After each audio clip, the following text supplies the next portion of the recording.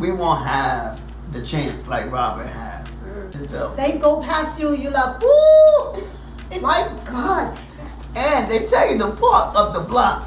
Now, as a black man, you know, you come on, you know what they're going to do. But trust and believe that every week there is some sort of a black person dying from police hands. Once, God, that's traumatic. And communication is key.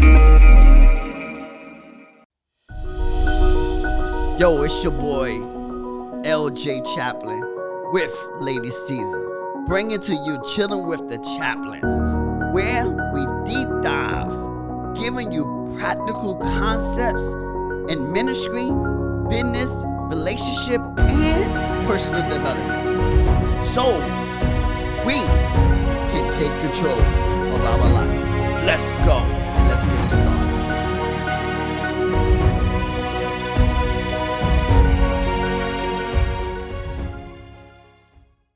Welcome to Chilling With The Chaplins. I'm LJ with the one and only, my lovely wife, Lady Caesar. She's in the building, yes. You know we're about that vibe each and every week. You know what I'm saying? You know, you got it. So this week, we want to talk about being a black man in America. Yep. Yes, this is a touchy episode this week. Yeah, but it's so critical and important to talk about since you are a black man. So we just want to get your experiences as well on how it feels like to be a black man in America. Because some people question who are not black and who are not American. Like, how does it feel? Don't you go out on the streets scared? You know, when you see a cop stop your car, what happens to you? So we're going to go through all of those as we go through the episode today. And LJ will be as transparent and as honest as he can. And we thought it was the right time to speak about it since we are in the wake of, you know, two incidences. I would say bloody because they were both bloody in one way. Yes.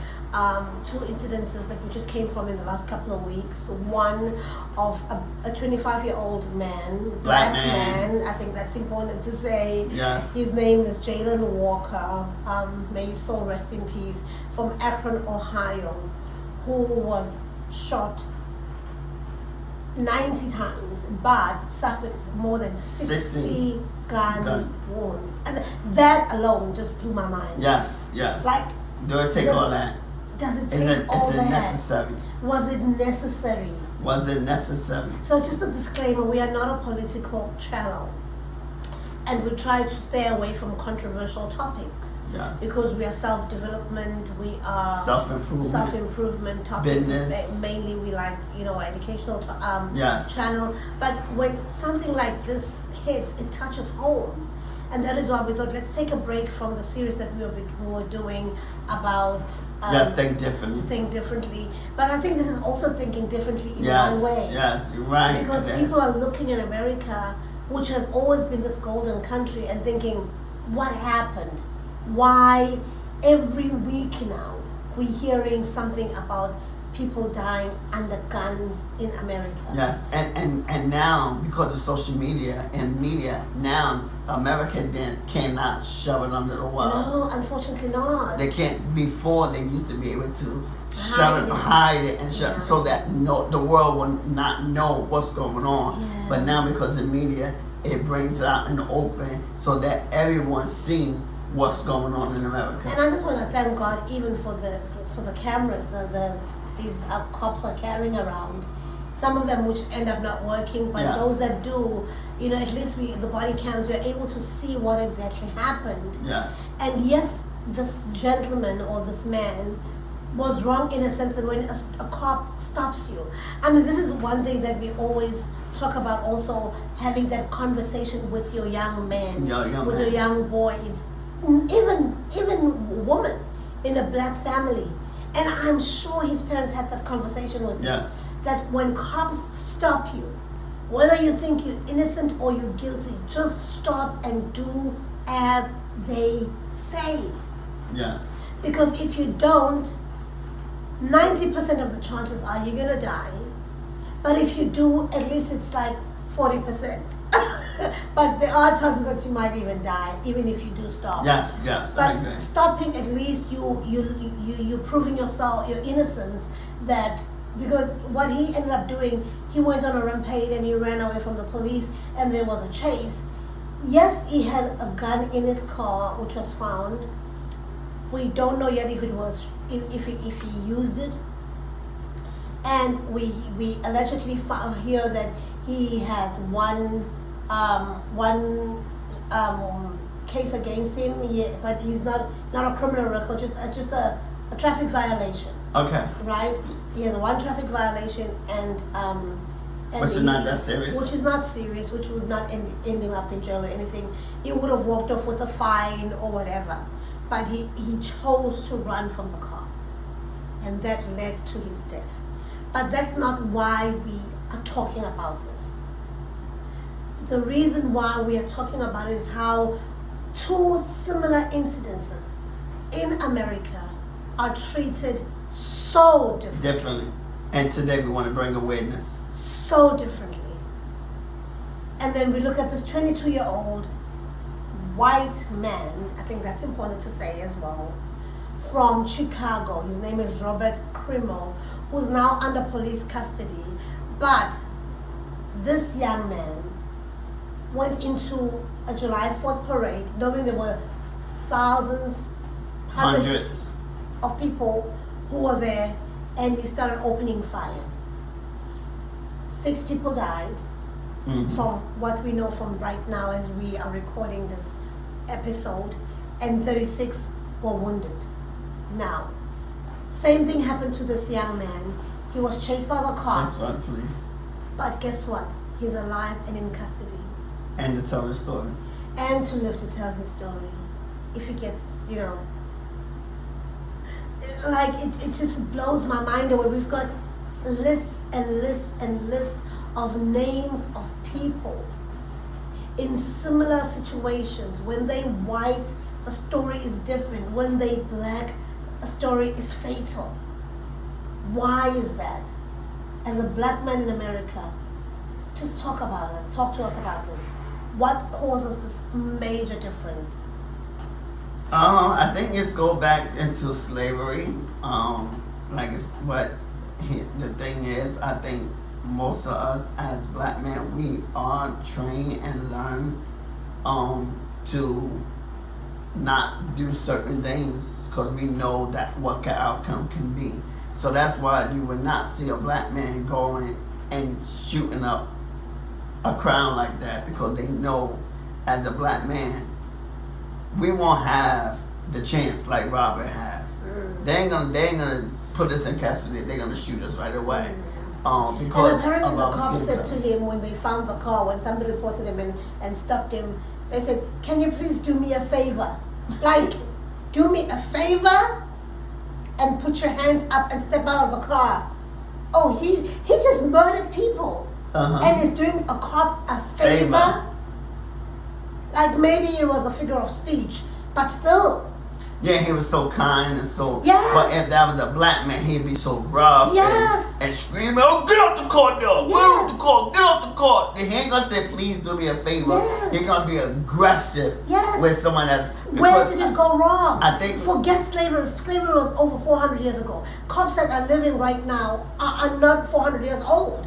Like, but why this mistreatment? I think why don't they see black people as people? I think one, they're intimidated. They think black man is aggressive, and we are human just like everybody else.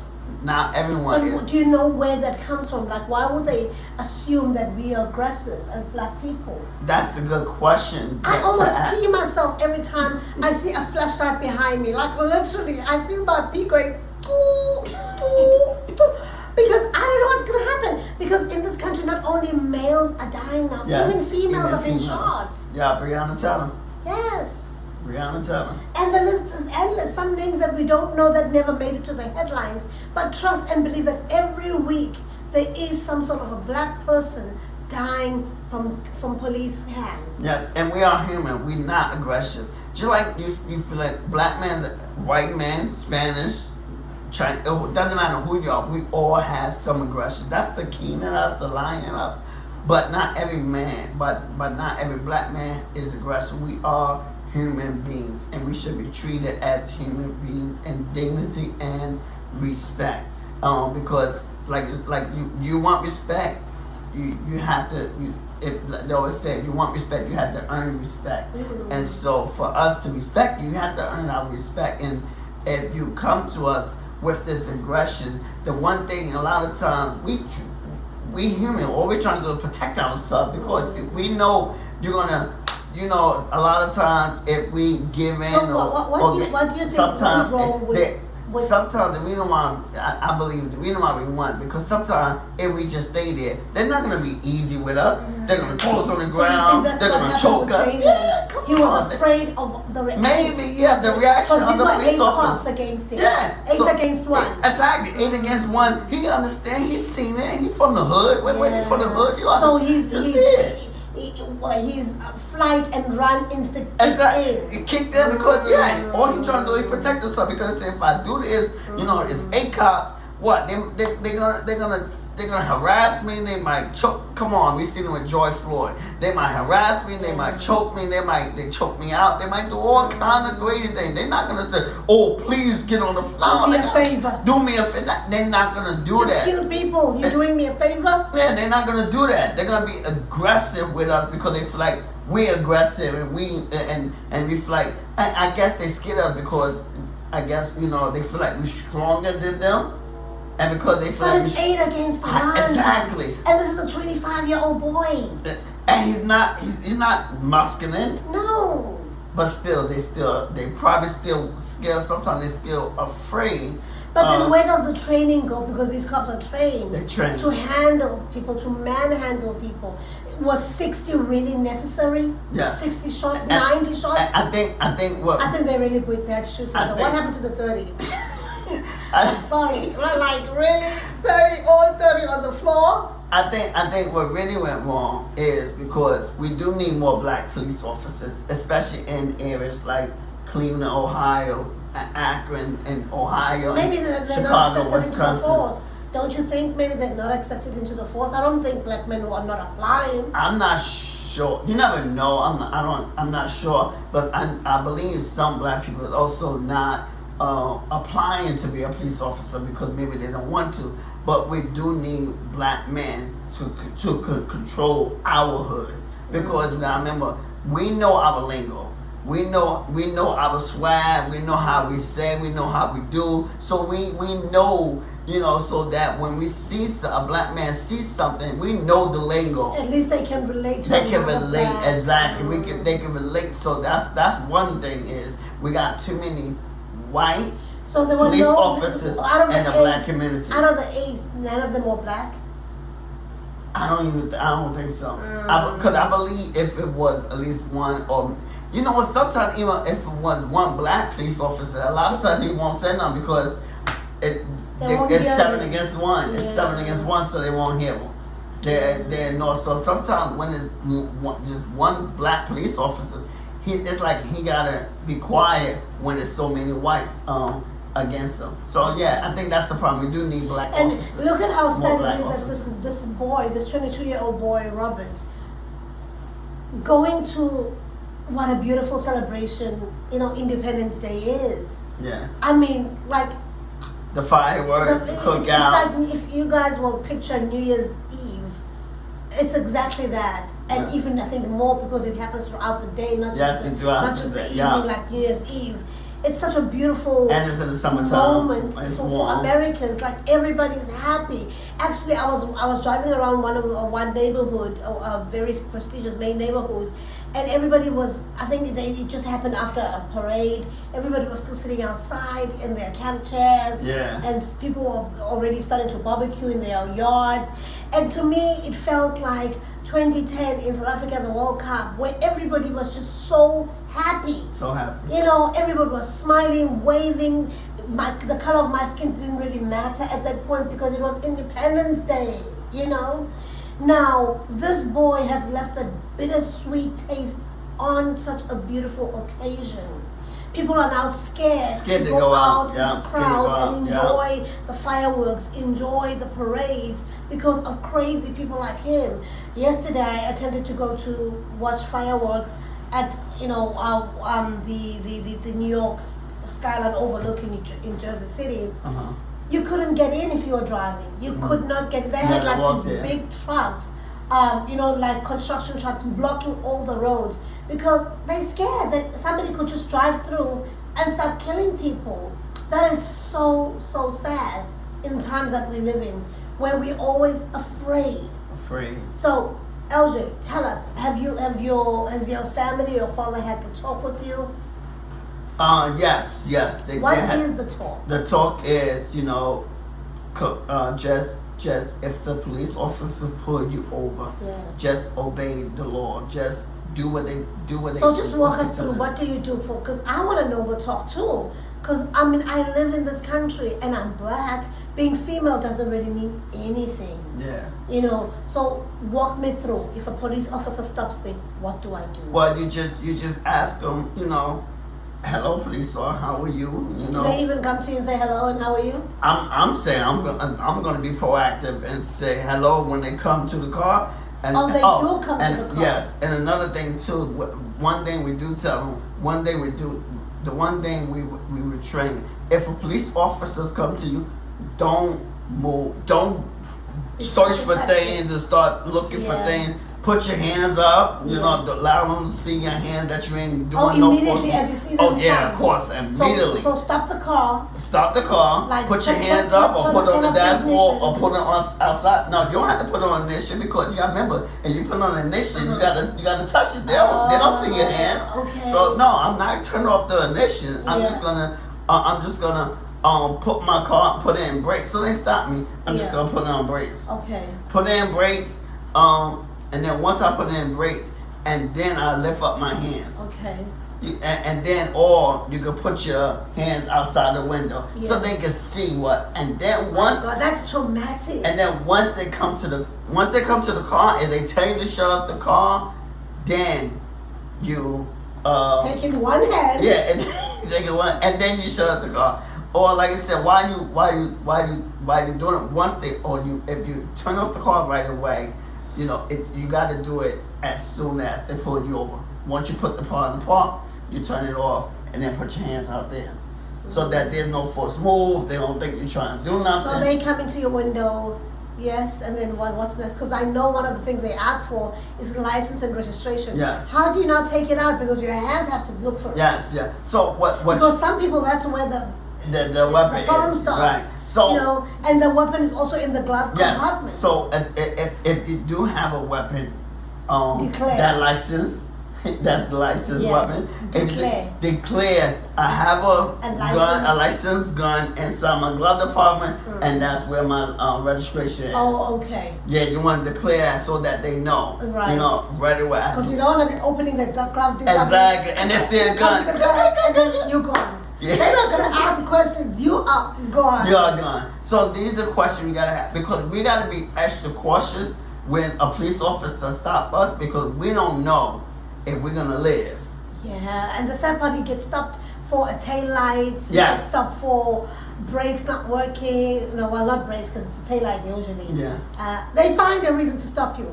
Or they'll be following a black person in a white neighborhood maybe, and they'll start searching your license plate just to check if whether you could. I see them most of the time. Yeah, if they'll you're be not following from that neighborhood. me. They'll be following me, and then you could tell that they're doing something, and then once I guess it checks out okay, then you see the car turning and going away. Yeah. Especially we are target. Especially if you're in the neighborhood, because a lot of these small towns, they know each other, they know who's living there. So they see an unfamiliar car, they see a license plate, like, okay, they're not from here, and they'll be checking you out. Yeah, they will definitely run your check and see if everything is out. And some sometimes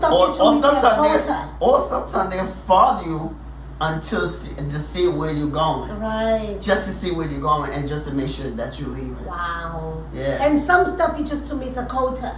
I remember getting a ticket, my first and only ticket I got in this country for traffic violation. I was told that I was speeding. I literally knew that I was not. If I'm in a white area or in a neighborhood that I know that there's a lot of cops, I follow the speed, The laws. the law. I follow the speed sign. No matter how slow it is, it can be 20. I'll be driving on the 20 because I know them. But I was stopped, and white people who were passing me were passed. You know, it was a 2-lane a road, and he decided I was the one who was speeding. Yes. See, can I? No shade, but one town that everyone know. I'm from Jersey City. Everyone know if we go in Bayonne, be careful. Don't speed. Don't do more than 25 miles per hour because they want to put they put it. But Bayonne is not a white city. It's a white town. Is it? Yeah, majority white. Yeah. I went there last night. It was so peaceful. I'm like, this is definitely not where blacks live. Some, you know, like I didn't think it was like. I thought maybe it was Spanish or whatever. And it's quiet. Yeah. It's very quiet. Yeah. Compared to moving from Jersey City. Yeah, they would put, but we know. You go to Bayonne, you know, you be on your P's and Q's. Yeah, you behave. You be on your P's and Q's. Don't. So just finish off in being pulled over. So then you take out your license registration. You declare if you have a weapon, and yes, because we're educating people here. Yes. Those who have not had that chat with their children. Yes. And you know, our niece just recently got a car as a gift for her graduation. Yes. Sunshine, congratulations once again. She got a nice, beautiful convertible. Yes. And she's gonna be driving soon. Yeah. So with her driving, you need to have a talk with her as the uncle. Yeah. If nobody has had the talk with her yet, because she's a black woman. Yes. She's black. This is the problem. Yeah. Yeah. So they intimidate. So no, and that's basically it. You ask them, you know, hello officer, how are you today? You know, you be calm, relax. You know, was there an issue? What happened? Like, and then that's pretty much it. Once you say what was the issue, what was the problem? You know, did I do anything wrong? And then with your hands up and your hands outside the car window, so that. What about the hands in the wheel? You can have on the wheel, whatever, long as it's visible that they can see. Yeah, and then once you do that, then they'll tell you like, okay, we put you over for this or whatever, and then they'll ask you for your license registration, and then you let them know.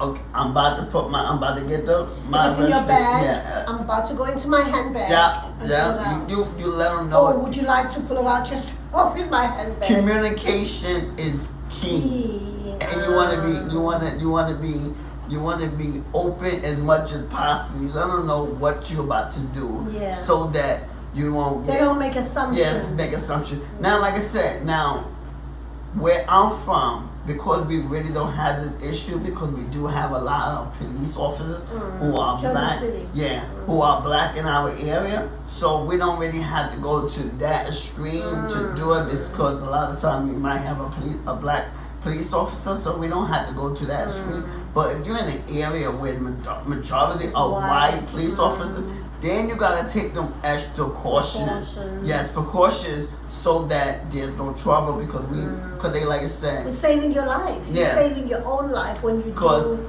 what you're told. I do believe they probably intimidate us. You know, they feel threatened by us. 90 gunshots. And we are human. We just like them. We bleed the same color as they bleed. And it's red. It's the same blood. The same way how we can lift weights, they can lift weights. We bleed. Yeah. Well, thank you for that, because I think it's going to be an education to those who always hear about the talk and don't really know what that means. So there is a talk. And now let's go into myths before we close off. Yes. What are these myths as black men that these people see, let me say white people, or white police officers, that they've been taught, and that makes them so afraid of the black race? One of them I will mention, I've heard, is that they assume that black men are uneducated and they're not smart. I know that you're educated and you're smart. You've got a master's degree, crying out loud. You know, you have your own business. And I want to get my PhD. Right. You know, so what is this assumption? Are you just one in a few that are educated? Are black men educated? No. Black people are smart. Maybe we don't got traditional education. A lot of us don't have maybe because we dropped out of school. You know, sometimes we drop out for various reasons. Yeah, what are the reasons? Some of the reasons because we got to take care of our family. We gotta take care.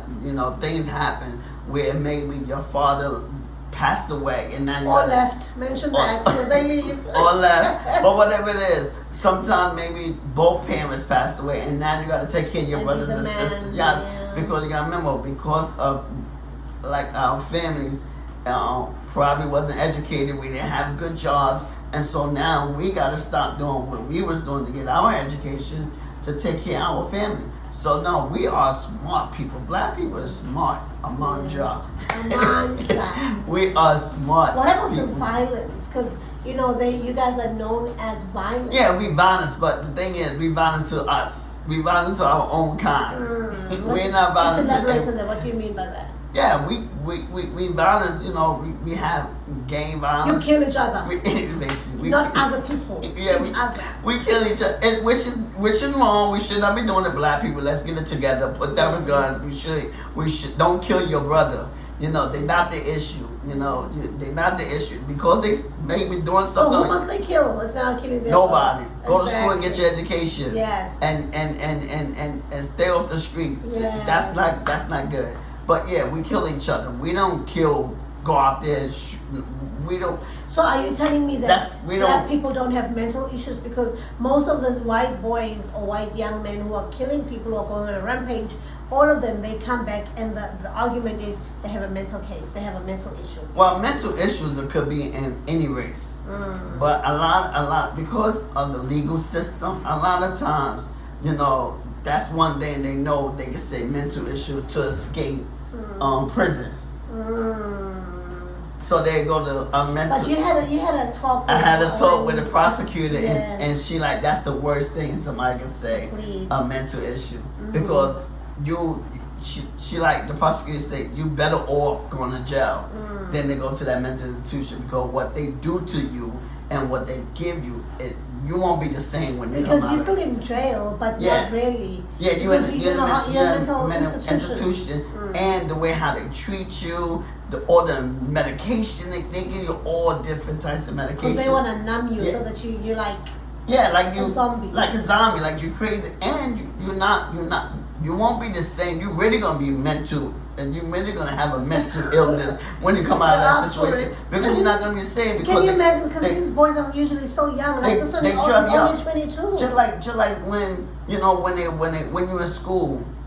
This is what they do when you're in school, and they feel like you got ADHD, you got some type of issue. They want to drug you up with Reddit and all that stuff. That don't help you. That make you more crazy. Yeah. All they trying to do is just make you more calmer in school, so that you can sit in the school and don't interrupt. Yeah. Because they don't want to do their job. You don't interrupt, but you also don't interact. You don't interact. You just sit there. School. Yeah. Because I know I was once on a depression pill for a very short time, because that thing will mess you up.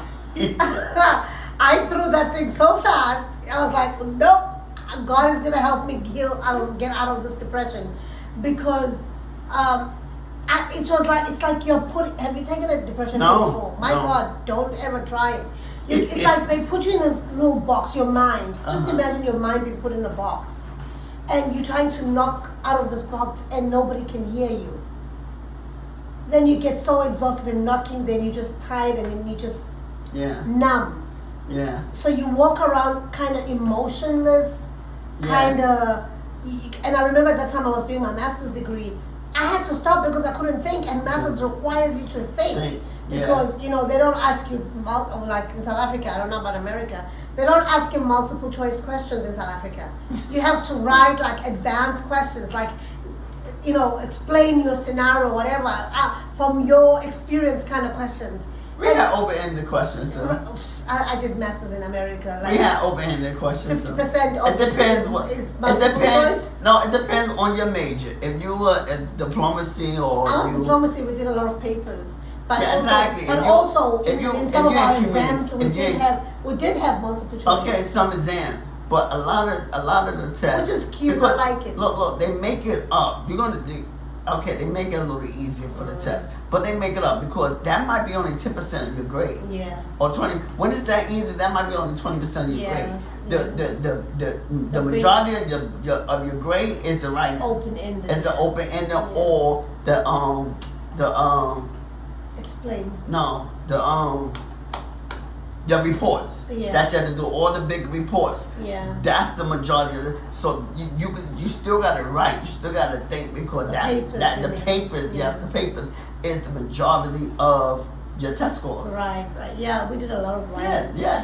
That's majority. That's like what you do. That's like 50%. Yeah, that's like 50% of your grade is, and we ain't went to go on education. Yeah. But okay. So now the next thing is drug use. Drug use. I mean, we know there's a huge problem in the black community with not drugs. just black, whites. I was about to go there.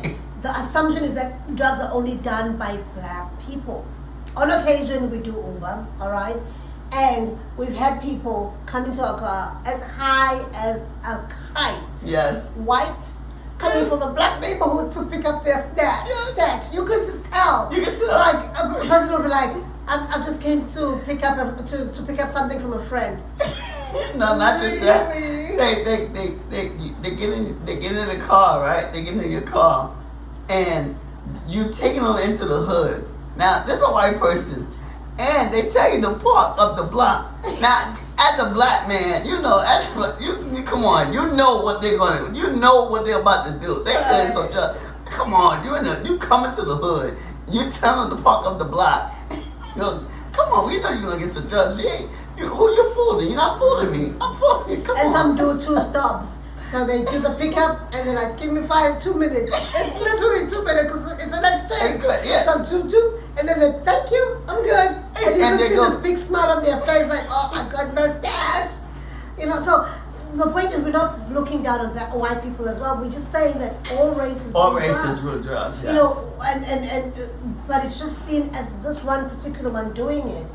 It's not supposed to be done. You know, drugs kill. Don't do drugs. Don't do drugs. But, say no to drugs. But let's not put it one on over another, because some people, even like mostly the white race, they are on opioids. You know, the prescription drugs. Yes. And you know, black people usually do what's legal now, which is terrible. Weed, marijuana, and which is marijuana. Yeah, but also, you know, there also are some who are high drugs. And the crazy part is... So we're slashing that myth that it's only black people that do drugs. Drugs are done by everyone. Everyone. Yes. What were you wanted to say? No, and now, even with weed, you know... It's legal in New Jersey. It's legal, but... It smells everywhere. Like, we are not taking weed, but it's like we secondary smokers now. Oh, yeah. Oh, my God. Because that thing smells terrible. And apparently people who smoke weed or who smoke, they can't smell themselves. They can't smell themselves. It's oh my God. It's terrible. It's terrible, for real. It's terrible. They go past you, you're like, woo! My God. In New York, I know it's legal, but still respect other people, right? I don't care, as long as they're high. In New York, there's actually, you know, like the food trucks, there's actually weed trucks now. Oh, yeah, I did heard of that. Weed trucks where you can go up and just purchase your weed and you can smoke it there and you mind your own business. Yes, and another one's incarcerated. I was going to go there, especially with the weed story. Because we know that before it was legal, most black men got incarcerated because they were found with weed. Yes. So what's the situation there? Now that it's legalized, do you know what's happening?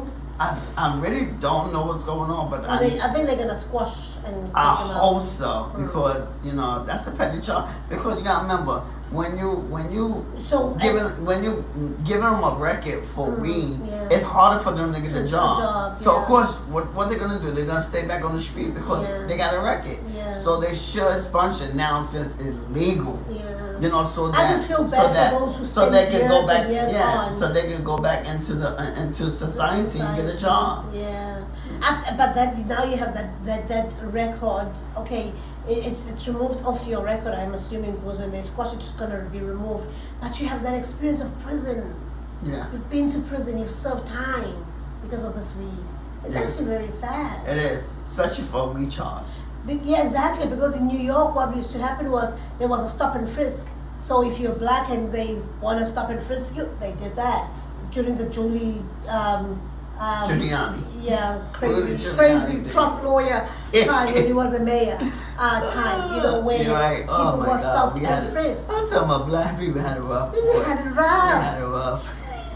You know, you'll count incidences. We didn't have to worry about too much of us dying in New York, New Jersey, like it is in like Cleveland, Ohio. But we do have to worry about the stop and frisk and the little things. The little that things. could end you up either in prison or the or little petty things. Dead even. Yes. Could look at like the Central Park Five boys. Yeah. Who went to prison for forcefully accused. These boys were forcefully accused. They didn't do nothing wrong. They got the money, but it didn't count for the years that they lost. Especially the one young man. And the treatment that they went through. Yeah, especially the young one. No, all of them. But mainly, especially Kobe Wright.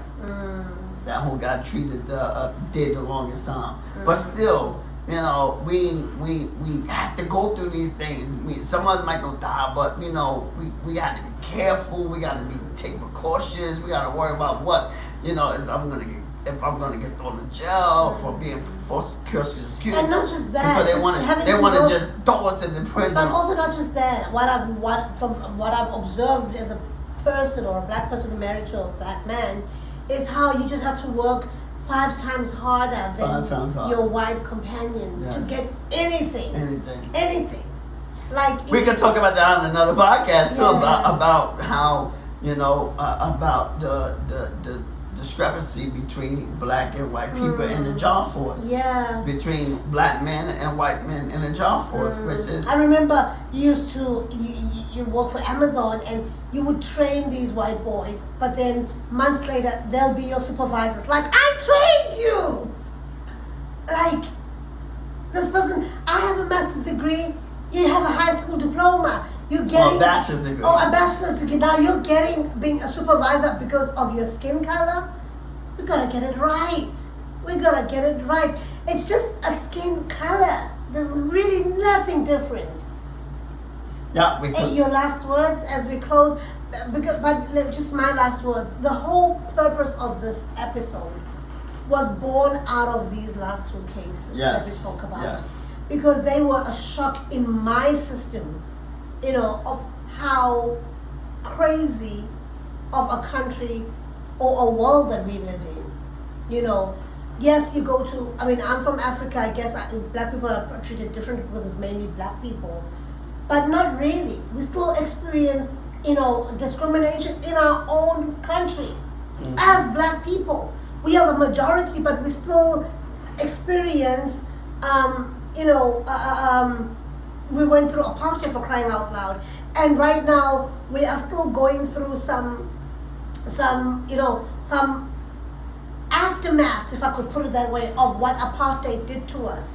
People are doing crazy things because they were in that apartheid regime and things happened to them and happened to their families. Some people have PTSD. Is it PTSD? Yes. Or trauma. They still live with trauma right now as if they were in a battlefield because of what they went through as kids, watching their parents being thrown in jail, being bitten by dogs, being their homes being thrown tear gas and bombs and everything. I remember we lived in Guamashu. Our next door neighbor house was burnt down to the ashes. And I remember this picture very, very clearly as a child. We helping as neighbors, throwing water into the neighbor's home so that, because no fire truck is going to come to Guamash in the township. Forget it, and we are the fire people now, getting water from our own homes and throwing it over to kill the fire. What was the reason? They were alleged spies. It was not even confirmed, but because they were alleged spies, their house was burned to the ashes. So a lot of things that black people has gone through, and it's about time that we open up a narrative like this. That bring it into awareness. Yes, let's talk about it. Maybe talking about it will help us heal also as black people or as a people, and will help put people to talk more about this, because it's really harming not just us but the next generation to come, because children are watching. They're seeing how we treat each other. We do live in a black and white society. Yeah. But how do we tolerate each other? How do we live in a harmonious way among each other? That's the question. Your last words. Yes.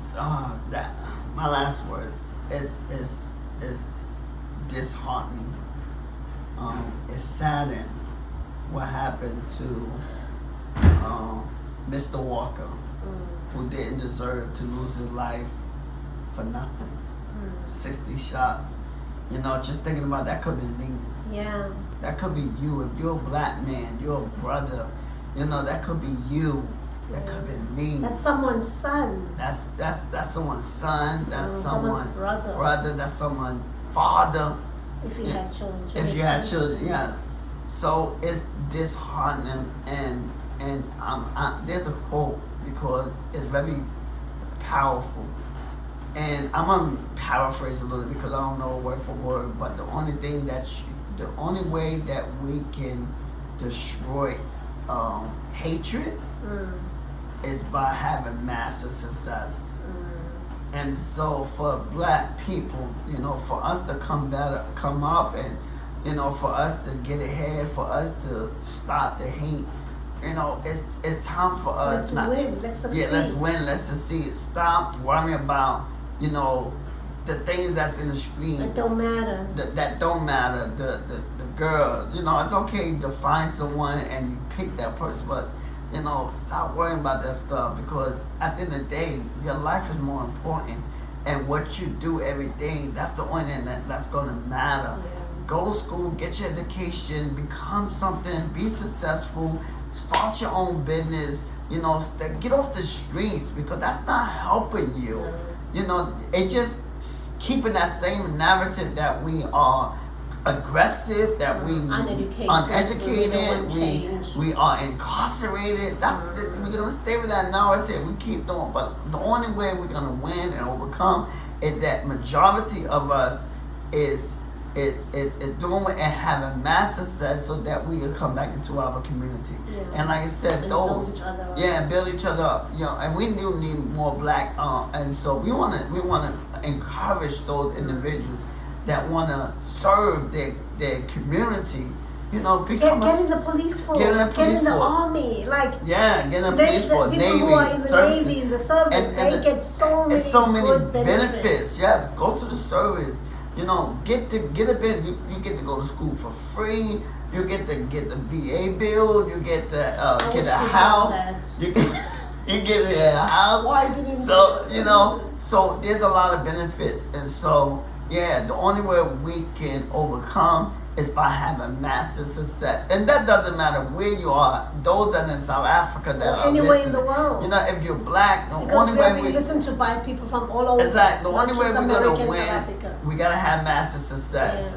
Yeah. And black people have a heart everywhere. So that they won't take over our community. Yeah. So that we won't be genocides. And, you know, because they said cash is king, and you know, and people with money win.